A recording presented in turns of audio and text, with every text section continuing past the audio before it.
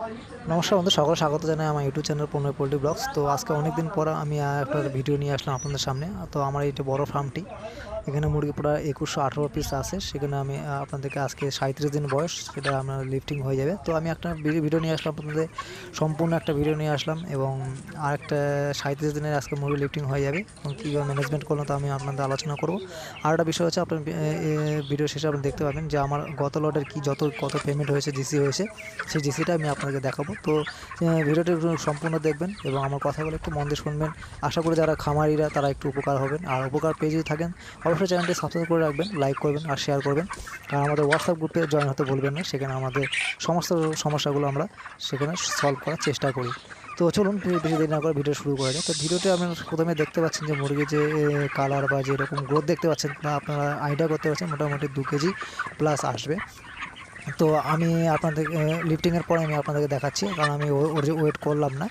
তো মুরগি ওয়েট যে গ্রোথটা এত সুন্দর গ্রোথ হয়েছে, সেটার একটা কারণ হচ্ছে কি, ভালো ম্যানেজমেন্ট। ঠিক আছে, এটা বেশি কিছু আমি লিভার টনিক, ক্যালসিয়াম, বোটন, আরও হাবড়ি জাবড়ি অনেক মেডিসিন পাওয়া যায়, সেই মেডিসিন আমি খাওয়ালাম। আসলে মেডিসিনটা গুরুত্ব বিষয় নয়, এখানে হচ্ছে ম্যানেজমেন্টটা সবচেয়ে গুরুত্বপূর্ণ। কারণ ম্যানেজমেন্টটা যদি আপনারা ঠিকঠাক করেন, তবে আপনাদের ওষুধটা বা মেডিসিনগুলো কাজে লাগবে, বা গ্রোথ প্রমোটারগুলো আপনারা যা দেবেন সেটা কাজে লাগবে। আপনার যদি ফার্মের পরিস্থিতি ভালো না থাকে, বা আপনার ফার্মের টুলসটি যদি ভালো না থাকে, আপনি যতই গ্রোথ প্রমোটার চালান না কেন, যতই আপনারা বা দামি ওষুধ না কেনেন, আপনারা সেরকম কাজ দেবে না। তো ফার্স্ট অফ অল আপনাদের প্রথম রাখতে হবে ফার্মের ম্যানেজমেন্ট। আপনাদের ফার্মের রাখতে হবে, আপনাদের তুষের ম্যানেজমেন্ট রাখতে হবে ভালো। তুষ যাতে দুর্গন্ধ না হয়, তুষ যাতে ভিজে না যায়, সেই লক্ষ্য রাখতে হবে। এবং ফার্মে কোনো রকম গ্যাসের যাতে সৃষ্টি না হয়, সেদিকে লক্ষ্য রাখতে হবে। এবং মুরগিরা আপনারা যত পারবেন, অনেক সময় আমাদের বর্ষাকালে সমস্ত রকম ঝড় বৃষ্টি, গরম এসব লেগে থাকে, হিট স্ট্রোক লাগে থাকে। সেই জন্য আপনারা লক্ষ্য রাখবেন মুরগিটাকে একটু ভালোভাবে সবসময় তাড়ানো, সবসময় উঠানো।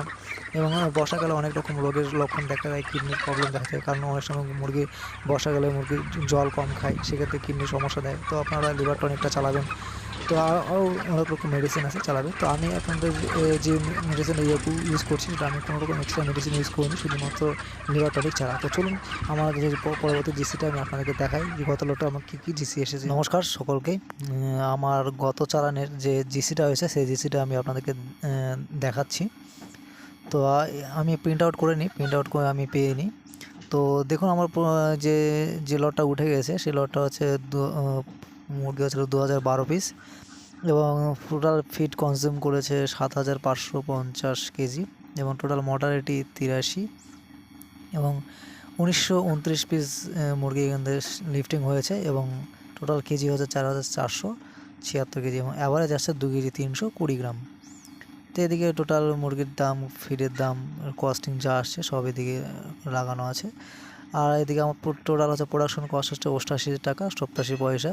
সেখানে আমি 1 টাকা 13 পয়সা আমি কম করেছি, সেক্ষেত্রে আমার 56 পয়সা আমার ইনসেন্টিভ, এটা দিয়ে 2529। আর এটা দেখতে পাচ্ছেন আমার FCR 1.67। তো FCRটা অনেকটা ডাউন ছিল অবশ্য। আর মার্কেট প্রাইস যে ছিল 118 টাকা 16 টাকা। তো মার্কেট ইনসেন্টিভ হচ্ছে 7529 টাকা আমি পেয়েছি, এবং আমার টোটাল জিসি হয়েছে 44,000, এবং 44,985 টাকা আমার জিসি হয়েছে, এবং আমার অ্যাকাউন্টে ঢুকেছে 44,535 টাকা।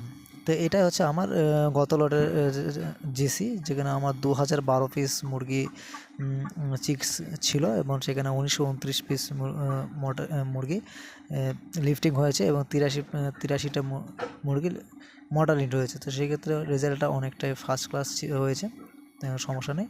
তো চলুন যে পরের যে লটটা হচ্ছে, সেটা আমি আপনাদের পরবর্তীতে আপডেট দেবো। তো চলুন, নমস্কার, চ্যানেলটি সাবস্ক্রাইব করে রাখবেন।